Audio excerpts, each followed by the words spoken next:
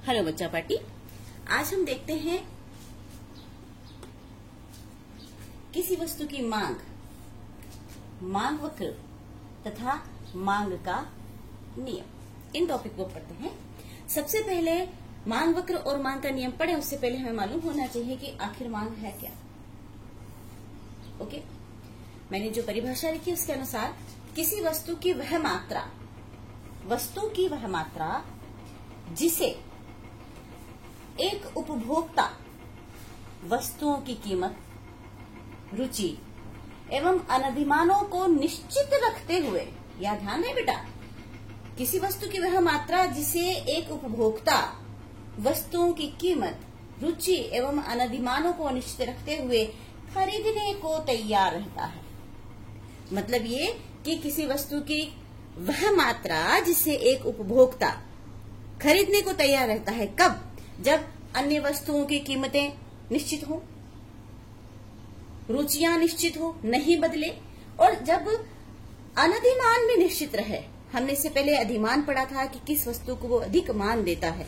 ठीक है, तो वो किसी को अधिक मान नहीं दे रहा है, तो न तो वो अधिक मान देता है किसी को, न कीमत बदल रही है और न ही रुचि बदल रही है। ऐसी स्थिति में यदि उपभोक्ता किसी वस्तु की जो मात्रा खरीदने के लिए तैयार रहता है उसे कहते हैं मांग। समझ में आया आपको? ओके, अब हम ये देखते हैं कि आखिर मांग किस किस पर डिपेंड करती है। अगर हम मांग की निर्भरता देखें तो इस परिभाषा में भी आ रही है।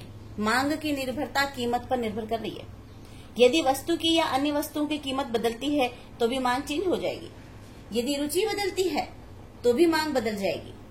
यदि अन्य वस्तुओं के लिए अधिमान उसका बदलता है तो भी मांग बदलती है। इसीलिए हमने सबसे पहले इस मांग में आप सीधे सीधे परिभाषा लिख सकते हैं कि किसी वस्तु की वह मात्रा जो उपभोक्ता खरीदने के लिए तैयार रहता है। लेकिन वो सही नहीं होगा पूर्ण रूप से। क्यों? क्योंकि कीमत स्थिर रखनी है, रुचि भी स्थिर रखनी है और अधिमान भी नहीं बदलना है। तब अगर खरीदने को तैयार हो। साथ में इसमें एक बात और ध्यान रखें आप, जो हमें लिखना चाहिए, तय समय पर।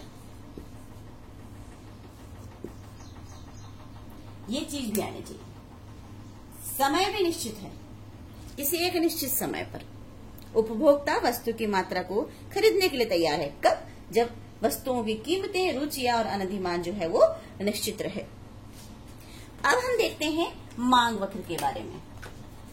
जब हम मांग के बारे में समझ गए कि वस्तु की वह मात्रा जिसे उपभोक्ता खरीदने के लिए तैयार है निश्चित समय पर, जब कीमतें स्थिर हो, अनधिमान नहीं बदले, रुचियां नहीं बदले, तो वो मांग है।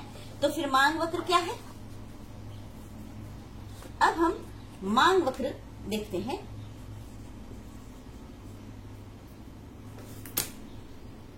मांग वक्र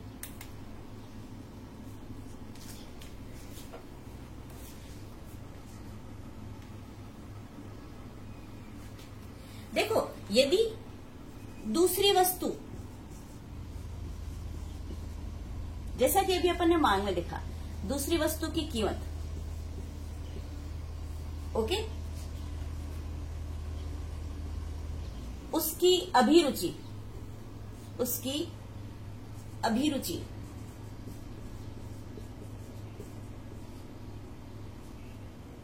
व अधिमान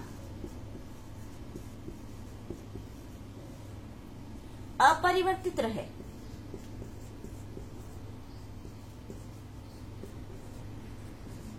देखिए, मैंने 3 चीज लिख दी बेटा। एक तो दूसरी वस्तु की कीमत, उसकी यानी कि उपभोक्ता की अभिरुचि, उसकी रुचि नहीं यानी पसंद नहीं बदलती है, और अधिमान अधिक मान है ना, ये भी नहीं बदलता है, अपरिवर्तित रहता है।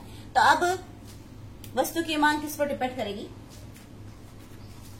तो उपभोक्ता इष्टतम वस्तु का चयन किस आधार पर करेगा बताइए? तब उपभोक्ता वस्तु का चयन, इष्टतम चयन है ना बेटा, इष्टतम इष्टतम का मैंने आपको पहले बताया, अधिकतम है ना। इष्टतम चयन पूरी तरह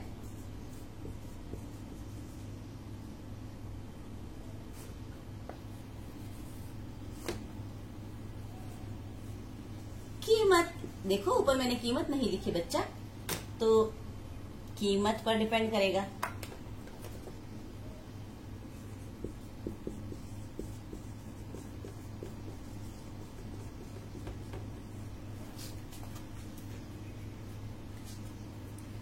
तो वस्तु की कीमत और चयन, इन दोनों का जो संबंध है उसको हम कहते हैं मांग फलन। दो चीजें आ गई, एक तो वस्तु का इष्टतम चयन है ना, और दूसरी आ गई कीमत। इन दोनों में जो संबंध रहेगा उसे हम क्या कहेंगे बच्चों? मांग फलन।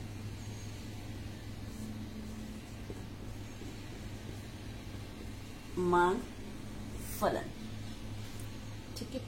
हम इस तरह से भी लिख सकते हैं, x इक्वल्स एफ पी। यहां पर x क्या है बच्चों? वस्तु। p क्या है? कीमत। इष्टतम वस्तु हमने ही लिखा, इष्टतम चयन वस्तु का कीमत, f जो है वो है फलन है। इस प्रकार से हम इसको लिख पाए। तो इसका मतलब ये भी होता है कि यदि किसी वस्तु की कीमत बदलती है तो उसका चयन यानी कि खरीदी जाने वाली मात्रा भी बदलेगी, उसकी मांग भी बदल जाएगी। ओके, मांग वक्र के अंतर्गत हम सबसे पहले पढ़ रहे हैं कि दूसरी वस्तुओं की कीमत। आप एग्जांपल ले सकते हैं इसमें चाहें तो, ठीक है। किस तरह से ये होगा, एक छोटा सा एग्जांपल हम ले लेते हैं कि किस प्रकार से वस्तु, इष्टतम वस्तु का चयन उसकी कीमत पर डिपेंड करता है, यानी कि मांग फलन किस प्रकार से बदलता है। आप एक एग्जांपल ले लें चाय और कॉफी का, ठीक है। चाय व कॉफी, सामान्यतया ये दोनों ही वस्तुएं एक ही प्रकार से पेय पदार्थ के रूप में काम आती है। चाय व कॉफी, इनमें तुलना करें कैसे बदलेगा। हमने क्या कहा है कि कीमत, अभिरुचि और अधिमान अपरिवर्तित रहे तभी हमारा मांग वक्र बनेगा। लेकिन इसका मतलब ये अपरिवर्तित रहे और कीमत में बदलाव हो। सपोज करें कि उपभोक्ता को चाय व कॉफी दोनों पसंद है, ठीक है, रुचि नहीं बदल रही उसकी, अधिमान भी वो किसी को नहीं दे रहा है, और लेकिन उसकी कीमत में चेंज है। अगर कॉफी सस्ती हो गई, कॉफी क्या हो जाए बच्चों? सस्ती हो जाए मान लीजिए, यानी कि कीमत कम कीमत हो जाए, तो सीधी सी बात है कि उपभोक्ता का जो रुचि है या मांग है वो कॉफी की तरफ बढ़ जाएगा, ठीक है। अगर ऐसा होता है कि चाय व कॉफी की तुलना करिए हमने कीमत पर, बाकी सब निश्चित है, तो ऐसी स्थिति में जब कम कीमत हो जाए कॉफी की तो उपभोक्ता कॉफी को अधिक खरीदना पसंद करेगा। लो, कॉफी की मांग बढ़ गई। अगर इसके उलट हो जाता है, चाय सस्ती हो जाएगी तो उपभोक्ता जो है वो चाय को अधिक मांग कर लेगा। देखिए, कीमत पर डिपेंड करता है। ये हम समझाएंगे चित्र के माध्यम से भी। अब ये जो फलन है बेटा, ये फलन भी अलग अलग प्रकार से होगा, ठीक है। इसको हम समझें। हमने देखा फलन, मांग वक्र के अंतर्गत हम पढ़ रहे हैं कि अधिमान निश्चित है, रुचियां निश्चित है, लेकिन अगर कीमत बदलती है तो मांग फलन भी बदल जाता है। चलिए हम तुलना करते हैं, एग्जाम्पल ले लेते हैं। आपको समझाने के लिए एग्जाम्पल लेते हैं। ठीक है, दो वस्तुओं की बात कर लेते हैं हम। एक एक्स वस्तु है, ध्यान दीजिएगा जो मैं लिख रही हूं, एक्स वस्तु है, इसका मूल्य वो है अपने पास में 0, 1, 2 एंड 3। ध्यान दीजिएगा बेटा, एक्स वस्तु का मूल्य मैंने लिखा है, एक्स वस्तु है, इसका मूल्य 0, 1, 2, 3 बढ़ते क्रम में है। ठीक है, अब इसकी तुलना हम एक अन्य वस्तु से करते हैं। मान लीजिए वाई वस्तु है। ठीक है, इसका मूल्य देखते हैं। देखिए बच्चों, एक्स वस्तु, इसका मूल्य 0, 1, 2, 3 हो रहा है। तो उस स्थिति में y का मूल्य होता है 10, 15, 18 और 20। ध्यान दीजिएगा बेटा कि जैसे जैसे x वस्तु का मूल्य बढ़ता है, y वस्तु का मूल्य भी बढ़ रहा है, 10, 15, 18 और 20। यानी कि उससे फर्क नहीं पड़ रहा है कि x वस्तु का मूल्य बढ़ गया तो y वस्तु का मूल्य कम हुआ, ऐसा कुछ नहीं हो रहा है, दोनों के मूल्य बढ़ रहे हैं। ठीक है, अब इसको जब फलन के रूप में आप लिखेंगे तो कैसे लिखेंगे? फलन रूप, फलन रूप में अभी जो सूत्र मैंने लिखा था उसके हिसाब से फलन आ जाएगा f0 इक्वल्स 10। पहला, जब x वस्तु का मूल्य है 0 तो y वस्तु का मूल्य है 10। ठीक है, दूसरा मैं बनाती हूं, जब x वस्तु का मूल्य है 1 उस समय y वस्तु का मूल्य है 15। ठीक है बेटा, बाकी के आप बनाएंगे, अपने आप बना करके देखिए, आएगा। एक एग्जांपल और मैं लेती हूं।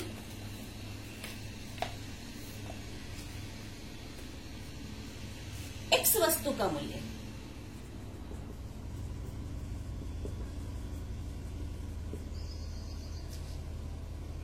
मैं करती हूं 0, 5, 10 और 20। दो एग्जांपल ले रही हूं बेटा, हम तुलना करेंगे और इसको समझेंगे। एक्स वस्तु का मूल्य मैं ले रही हूं 0, 5, 10 और 20। यहां भी आप देखें एक्स वस्तु का मूल्य बढ़ता जा रहा है। उस समय जो वाई वस्तु है उसका मूल्य देखिए हो जाता है 100, 90, 70 और 40। देखिएगा बेटा, दोनों एक साथ एग्जाम्पल है। पहले एग्जाम्पल में एक्स वस्तु का मूल्य बढ़ता जा रहा है, वाई वस्तु का मूल्य भी उसके साथ साथ बढ़ता जा रहा है। दूसरे एग्जाम्पल में हम देख रहे हैं कि एक्स वस्तु का मूल्य भी बढ़ रहा है, परंतु वाई वस्तु का मूल्य जो है वो घटता जा रहा है। ठीक है, तो जब एक्स वस्तु का मूल्य बढ़ा परंतु वाई का मूल्य नहीं बढ़ता है तो उसे ह्रासमान प्रतिफल कहते हैं। और जब x का भी बढ़े और y का भी बढ़ता है तो उसे हम कहते हैं वर्धमान फलन। अब इन दोनों एग्जाम्पल्स को देख करके, अच्छा एग्जाम्पल दे उससे पहले इसको भी फलन रूप में लिख दे बेटा। मैंने जैसे वहां बताया था f, x का मूल्य कितना है बच्चों 0, उस समय y का कितना है 100। बाकी के आप करेंगे। मैं आपको फलन के दो प्रकार बता रही हूं, एक है ह्रासमान फलन और दूसरा है वर्धमान फलन। एक्स वस्तु का मूल्य जब बढ़ता है और वाई वस्तु का मूल्य भी बढ़ता है तो उसे हम कहेंगे वर्धमान फलन। और जब एक्स वस्तु का मूल्य बढ़ने से वाई वस्तु का मूल्य नहीं बढ़ता है बल्कि में घट रहा है तो उसे हम कहेंगे ह्रासमान फलन। तो बताइए इन दोनों में से वर्धमान कौन सा और ह्रासमान फलन कौन सा? सीधा सीधा बात है कि जो बाद में एग्जाम्पल दिया मैंने ये वाला, इसमें देखो बेटा हास मान यानी कमी है, हास यानी कमी है ना, अपने को आना चाहिए। तो ये तो है बेटा हासमान फलन, है ना। हासमान, हास का मतलब होता है बच्चों कमी, कि जब x वस्तु का मूल्य बढ़ रहा है तो y वस्तु का मूल्य बढ़ नहीं रहा बल्कि में कम हो रहा है, तो ये कौन सा फलन है, हासमान फलन है। जबकि पहले वाले एग्जाम्पल में वस्तु का मूल्य x का बढ़ता है, y का भी बढ़ता है, तो इसे हम कहेंगे बेटा वर्धमान फलन।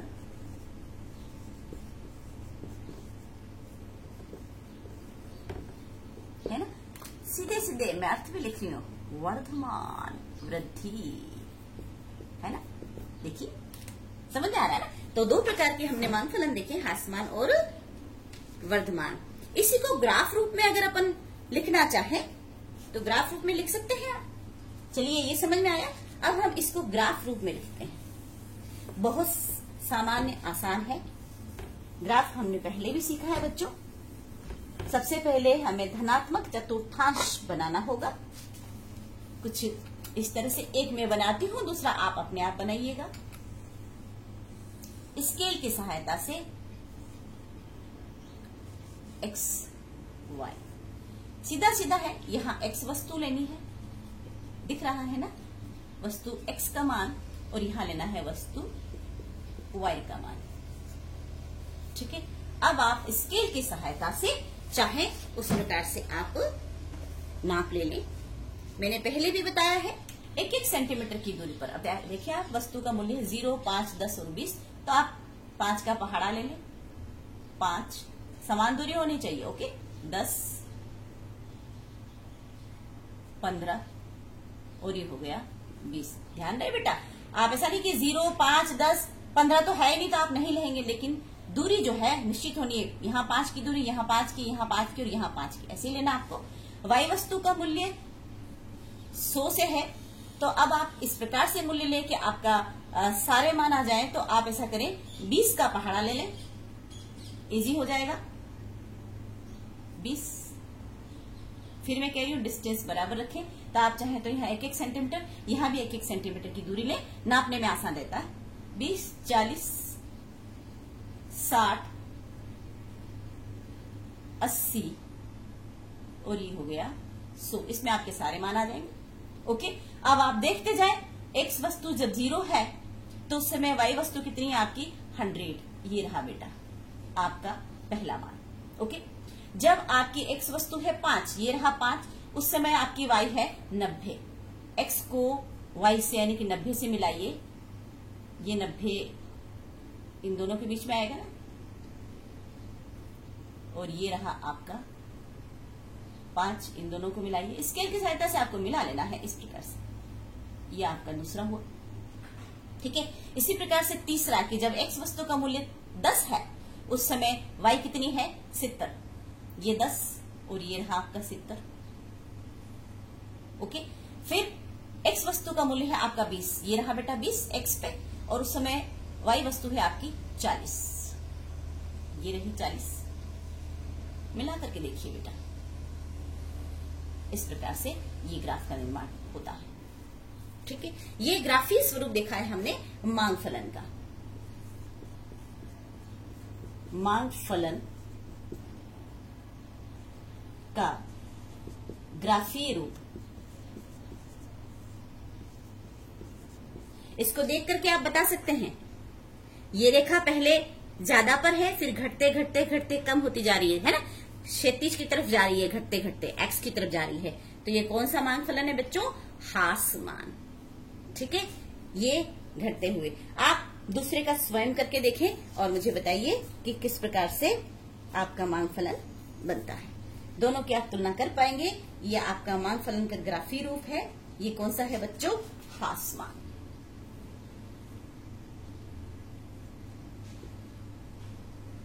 हासमान फलन कम होता जा रहा है ना, इस प्रकार से, ओके।